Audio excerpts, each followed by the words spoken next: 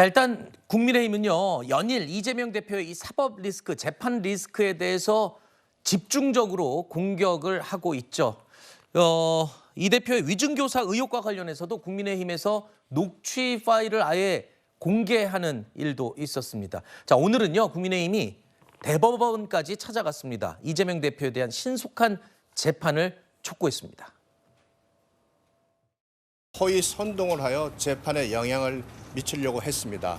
민주당은 검사를 탄핵하겠다고 공공연하게 공언을 하고 있습니다. 검찰을 비롯해 사법부를 다수당인 민주당 아래 무릎 꿇리려는 시도를 하고 있습니다.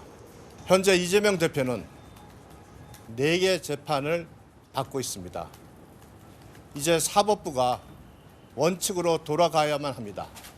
지연된 정의는 정의가 아니듯이 신속하고 정확한 재판을 진행하는 것이 대한민국의 법치를 확립하는 길입니다.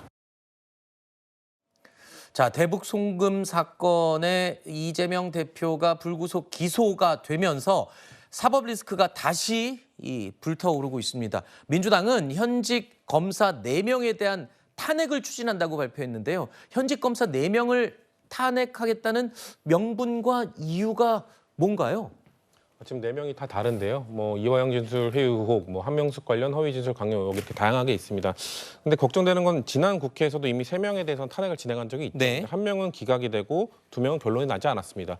저는 이런 검찰들의 이런 아직까지는 다 의혹입니다만 공공연하게 알려져 있는 검찰들이 이런 잘못된 행태를 하고 있다는 거는 모두 인지하고 있지 않습니까? 이런 거에 대해서 좀 개혁을 해야 된다. 이거에 대해서는 전 전적으로 동의합니다. 하지만 이렇게 탄핵을 추진했을 때 다른 것들이 다 기각이 됐을 경우 국민들이 인식하시기에 문제가 있는 건 알지만 민주당의 탄핵 추진은 좀 무리했던 것 아니냐 이런 인지를 시켜드릴 수가 있거든요. 그래서 이런 탄핵 추진은 좀 조심스러워야 된다. 하지만 이 검찰에 대한 이런 의혹들 이런 것들은 민주당에서 계속 주장을 하면은 저는 오히려 검찰 내부에서 감찰을 한다든지 조사를 해본다든지 스스로 자정 능력을 보여준다면은 오히려 민주당의 이런 탄핵 추진에 대해서 힘을 떨어뜨리는 역할도 할 수 있는데 검찰이 아무것도 안 하고 있는 것도 너무 잘못된 것 아닌가. 그렇기 때문에 그런 것들을 검찰의 행태도 좀 계속해서 비판하면서 민주당은 이런 것들을 계속해서 추진해 나갈 것으로 보입니다. 자, 탄핵을 추진한다, 검토한다.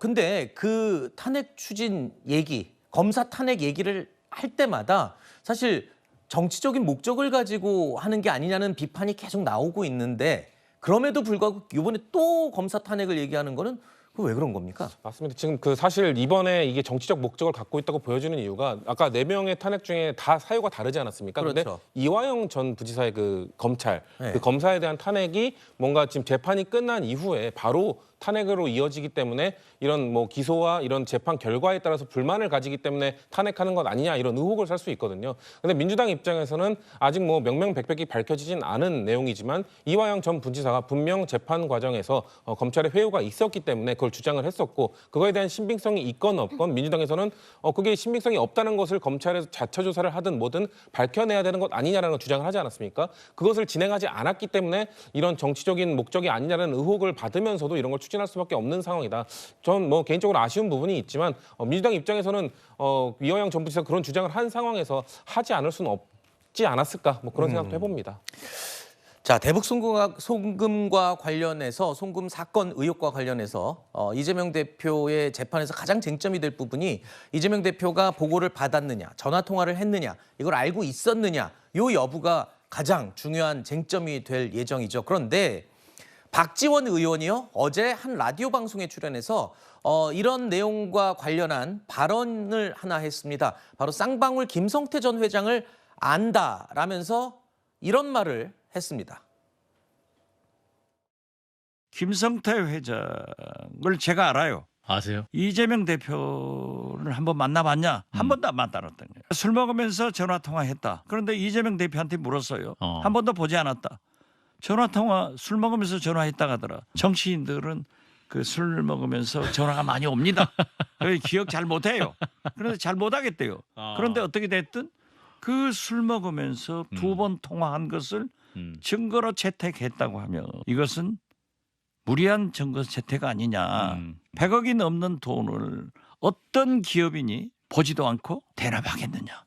이것은 정황 증거로 봐서도 한번 싸워볼 만하다. 저는 그렇게 봐요. 이재명 대표가요, 사실 저 논란과 관련해서 초기에는 전화한 적 없다. 그러다가 나중에 전화는 했다고 하는데 기억이 안 난다. 이렇게 진술이 조금 바뀐 게 아니냐는 지적들도 있었어요. 근데 박지원 의원이 지금 얘기를 한 거 보니까 전화는 한 건 맞다. 근데 술 취해서 정치인들은 전화 많이 오기 때문에 기억이 안 난다고 얘기한다. 그 얘기거든요. 저건 지금 어떻게 들으셨어요? 박지원 의원께서 이재명 대표를 두둔하기 위해서 네. 참 열일하고 계시다. 네. 이렇게 평가를 드리고 싶습니다. 근데 이재명 당대표 같은 경우에 같이 해외 여행하고 골프 치고 카트 타고 요트 타도 모른다고 하는 분인데 자신에게 불리한 일에 대해서 그러면 안다고 했겠습니까? 그리고 전화를 받는 경우 가끔 있죠. 저희도 뭐 술자리에서 자주 누구 연결해주고 하잖아요.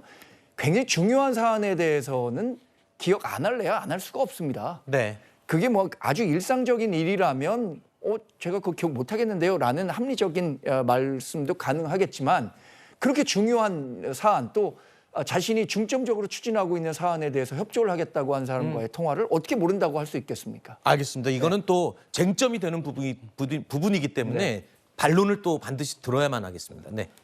지금 관련 사건 재판에서 증거로 채택된 게 김성태 전 회장의 그런 통화 관련된 내용인데요. 그 통화했다는 사실 자체 확인되지도 않았습니다. 일방적인 주장이었고요. 그 통화하는 장면을 목격했다는 진술이 있을 뿐이죠. 근데 저는 박지원 의원의 의견에 충분히 공감할 수 있는 게 100억 원에 가까운 돈을 대신 대납을 하면서 전화통화 2번만으로 해결한다? 저는 도저히 이해가 안 돼요. 그 정도라면 직접 이재명 대표를 그 당시에 면담을 했겠죠. 면담하고 충분히 논의한 다음에 대납을 했을 것이 어떻게 보면 경험치에 부합한다고 할 수 있는데 고작 2번의 통화, 그것도 술자리에서 있는 통화, 그것을 주된 증거로 채택했다는 자체가 아마 그 부분에 대해서 아마 많은 국민들이 의혹을 가지게 아닌가 싶습니다. 알겠습니다. 이 부분은 이제 앞으로 이 이재명 대표의 재판에서 아주 뜨거운 쟁점이 될 내용입니다. 그런데 박지원 의원이 어제 또 이 얘기를 하는 바람에 저희가 한 번 더 짚어봤습니다.